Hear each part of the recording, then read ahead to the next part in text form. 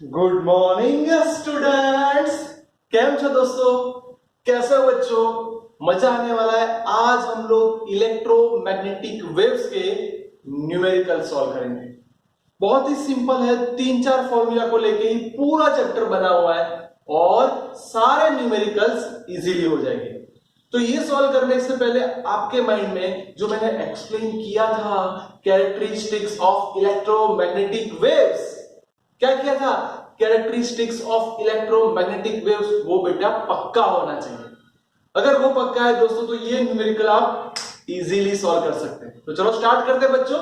तो सबसे पहला न्यूमेरिकल आपको फ्रीक्वेंसी दे दी है और बोला है कि वेव जा रहा है एक्स कंपोनेंट की ओर, तो आपको बी चाहिए और इलेक्ट्रिक फील्ड जे कंपोनेंट में। तो बच्चों ये ध्यान से, इसको सॉल्व करने से पहले मैं थोड़ा डायग्राम क्लियर करवाऊं तो आपके माइंड में डायग्राम क्लियर होगा तो बहुत से न्यूमेरिकल्स ऐसे ही सॉल्व हो जाएंगे। जैसे कि कंपोनेंट जा रहा है एक्स एक्सिस पे, यानी पूरा वेव ऐसे जा रहा है। आपको याद होना चाहिए अगर वेव ऐसे जा रहा है तो उसकी डायरेक्शन वो E क्रॉस B के जैसी होती है, यानी डायरेक्शन ऑफ C इसके जैसी होगी। बोलो यस और नो बच्चों? Yes sir. इलेक्ट्रोमैग्नेटिक वेव जा रहा है एक्स की ओर, यानी आई कंपोनेंट, यहां पे इलेक्ट्रोमैग्नेटिक वेव घूम रहा है ई। इलेक्ट्रिक फील्ड वो कंपलसरी जे कंपोनेंट में है।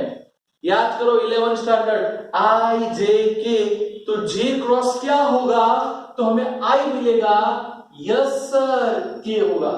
यानी पक्का हो गया। ये जेड एक्सिस ले लो तो आपका मैग्नेटिक फील्ड ऐसे जाने वाला है, यानी बच्चों आपका magnetic field compulsory Z direction में प्रोड्यूस होगा। और आपका ये तो दिया हुआ ही है, ये वाई एक्सिस पे जा रहा है, देख सकते हो आप बच्चों। यस और नो? आपके माइंड में ये कंफर्म हो गया है कि सर अब डायरेक्शन की गलती हम लोग नहीं करेंगे। तो चलो काम करते, आंसर लाने का स्टार्ट करते। बोलो क्या था फॉर्मूला?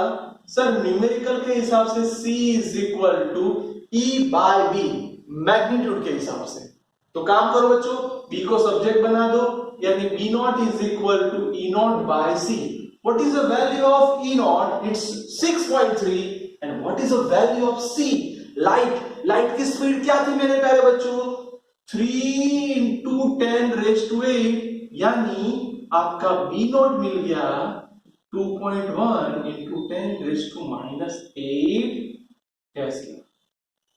दोस्तों आप सबके माइंड में ये फॉर्मूला पक्का हो गया और ये भी क्लियर गया कि उसका अगर मैं वेक्टर फॉर्म में रिप्रेजेंट करूंगा तो 2.1 into 10⁻⁸ टेस्ला। बच्चों डायरेक्शन क्या होगी? सर आपने अभी बोला के क्या है, यानी अगर मैं इसको बोलूं तो ये z डायरेक्शन में जा रहा है कि नहीं जा रहा है? यस सर, मजा आ गया। छोटा सा कॉन्सेप्ट क्लियर हो गया। बिल्कुल उसके हिसाब से मैं आगे जा रहा हूं। अब देखो वेवलेंथ जा रहा है z डायरेक्शन में। अब ध्यान से देखना, इसके जैसा ही कुछ सोचना पड़ेगा। ये आपका पूरा वेव, सपोज ये z डायरेक्शन है, पूरा वेव ऐसे जा रहा है और आपके माइंड में पुराने कॉन्सेप्ट, सर आपने अभी बोला परपेंडिकुलर होने चाहिए। अब मेरे को ये समझाओ बच्चों कि C की डायरेक्शन आप सबने बोला E क्रॉस B जितनी होनी चाहिए। बच्चों ये K कैप है क्योंकि ये लाइट जा रही है Z की डायरेक्शन। अब ये K कैप कब हो सकती है? जब ये I क्रॉस J होगा, क्योंकि पॉजिटिव जा रही है। यस सर, तो I cross J is equal to K, मतलब क्या हुआ? इलेक्ट्रिक फील्ड X कंपोनेंट में है, यानी ये मेरा इलेक्ट्रिक फील्ड जो X कंपोनेंट में जा रहा है बच्चों, और मेरा मैग्नेटिक फील्ड Y डायरेक्शन में जा रहा है। सर हो गया? ऐसा कोई भी डायरेक्शन वाला न्यूमेरिकल पूछे तो आपको माइंड में बस E क्रॉस B को ही रखना है। साथ साथ आपको फ्रीक्वेंसी दे दी और लैम्डा फाइंड करना। सर वो तो सिंपल है, हम जब जानते हैं C is equal to F lambda. अब F की जगह ये लोग म्यू लिख रहे हैं तो म्यू लिखना पड़ेगा। लैम्डा चाहिए, लैम्डा को सब्जेक्ट बनाओ मेरे दोस्तों, तो क्या लिखेंगे? C by mu. What is the value of C? 3 into 10⁸ अब गलती मत करना, 30 मेगाहर्ट्ज।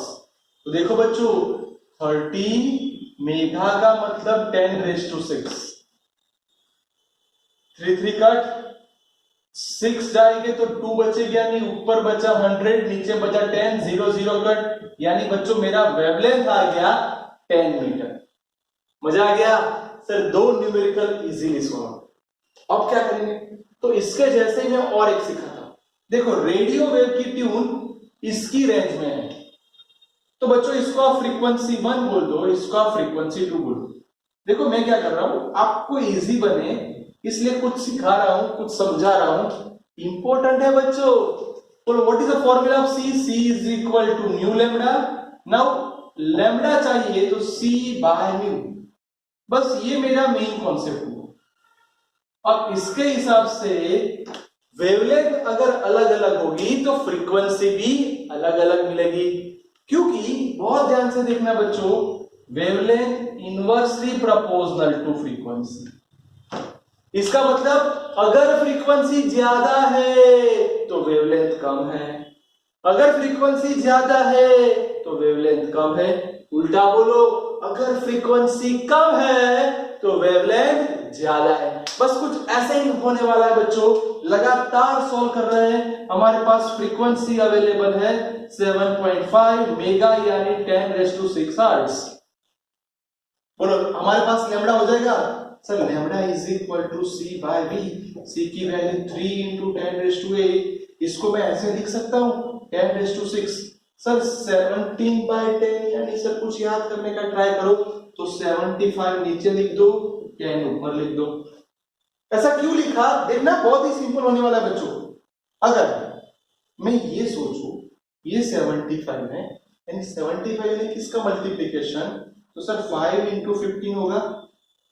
अब देखना क्या हो गया, 5 को मैंने कट किया, और सॉरी ये 5 को वैसा का वैसा रखा, 15 को कट किया तो 2 बचा, 3 कट हो गया, यानी मेरा आंसर क्या है बच्चों 2/5। ऊपर क्या है, तो सर ये तो 8 में से 6 चला जाएगा तो 2 बचेगा, यानी ध्यान से देखोगे बच्चों तो 2 इंटू 100 डिवाइड बाय 5, तो 100 यानी बच्चों ये क्या हुआ, तो सर ये तो 20 हुआ।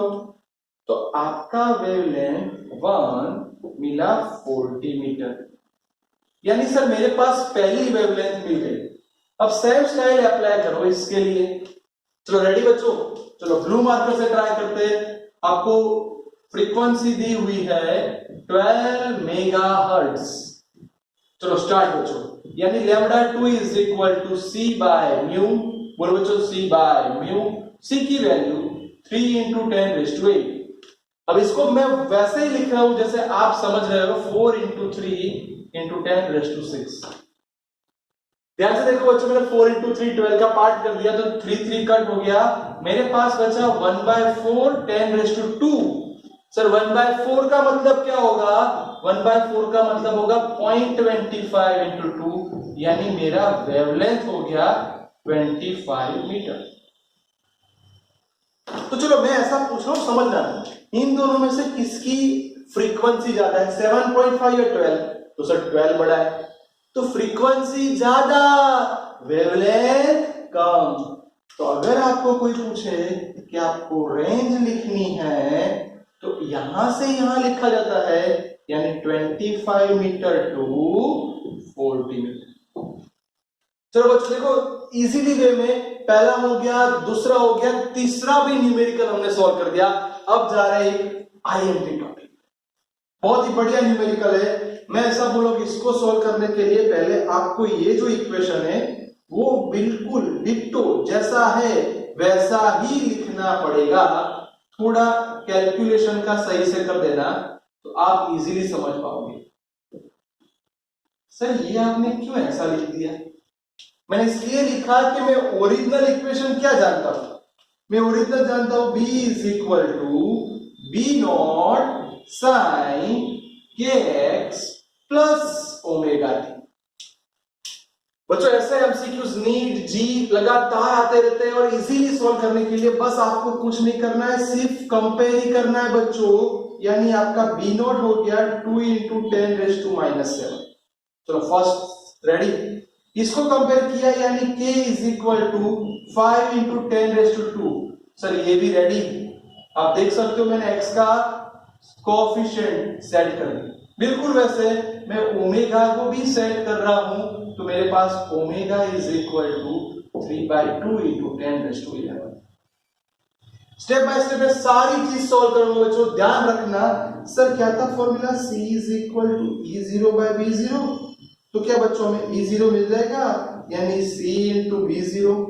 c की वैल्यू सब जानते हो, 3 इंटू 10⁸ V नॉट यानी 2 इंटू 10⁻⁻⁷। 3 2 जा 6, तो 6 एक कट हो गया यानी 60, यानी E not is equal to 60 volt per metre. Sir मजा आ गया, E नॉट मिल गया। Yes sir. अब इन दोनों को सॉल्व करना है। बोलो k का आप जानते हो वेवलेंथ वेक्टर जिसे बोलते हैं, फॉर्मूला था 2π/λ। इसको मैं 500 लिख दूं, लैम्बडा चाहिए, चलो लैम्बडा को सब्जेक्ट बनाओ 2। देखना क्या हुआ, 2π, ये 500 कहां आ जाएगा बच्चों, नीचे। अब सिंपल बात बोलूं, ऊपर नीचे 2 से मल्टीप्लाई कर दो। अगर मैंने ऊपर नीचे 2 से मल्टीप्लाई कर दिया तो क्या आया, 4π/1000। चलो ये भी क्लियर हो गया। सर मजा आ गया, वेवलेंथ भी मिल गया। फ्रीक्वेंसी ये f में जाना है। सर f में कैसे जाएंगे, बोलो इसका मतलब 2πf होता है बच्चों। अब f की जगह हम लोग हर बार म्यू सिंबल दे रहे, तो म्यू 3/2 इंटू 10⁻11 हो गया हमारा काम। हम म्यू को सब्जेक्ट बनाएंगे तो 3 ये नीचे आ जाएगा अपॉन 4π। देख सकते हो ये 4π कहां, यानी 2π नीचे आया, 2π इंटू 2 यानी बच्चों 4π हो गया 10⁻11।